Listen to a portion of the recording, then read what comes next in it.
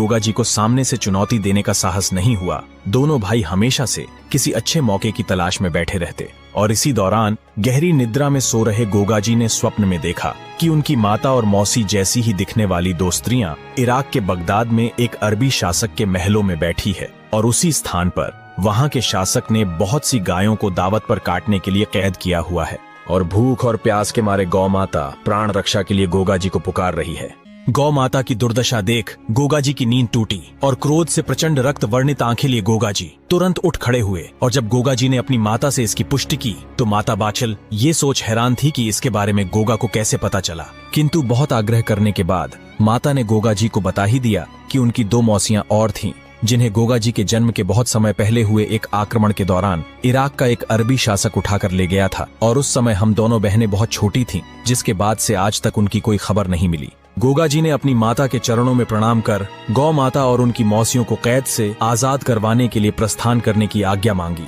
माता बाछल को वीर गोगा जी के पराक्रम और शौर्य पर कोई संदेह नहीं था, किंतु पुत्र मोह में माता बाछल ने गोगा जी को जाने से इनकार कर दिया। किंतु गौ माता की रक्षा के लिए गोगा जी द्वारा माता से निवेदन किए जाने पर माता बाछल मान गई और गोगा जी को विजय तिलक लगाकर आशीर्वाद दिया, जिसके बाद बगदाद की तरफ रुख करते हुए गोगा जी ने अपने नीले की लगाम खींच दी और लगभग 1000 कोस की लंबी यात्रा के बाद गोगा जी बगदाद में आ पहुंचे और वहां के शासक को युद्ध के लिए ललकारा। अरबी बादशाह बाहर आया और गोगा जी से उनका परिचय पूछा तो गोगा जी ने बताया, मैं बागड़ नरेश राजा जेवर सिंह का पुत्र गोगा चौहान हूँ और तुम्हें युद्ध की चुनौती देता हूँ। जिसके बाद अरबी शासक ने गोगा जी को अकेले ही युद्ध करने आया देख उन पर हंसते हुए उपहास किया, किंतु मूर्ख बादशाह को यह ज्ञात नहीं था उसके सामने उसका काल साक्षात जाहर वीर गोगा जी महाराज के रूप में खड़ा है। गोगा जी की असीम शक्तियों से अनजान बादशाह ने एक सैनिक टुकड़ी को गोगा जी को बंदी बनाने का आदेश दिया। गोगा जी ने अकेले ही अरबों का भीषण नरसंहार किया और देखते ही देखते वीर गोगा जी ने पूरी सैनिक टुकड़ी की लाशें बिछा डाली।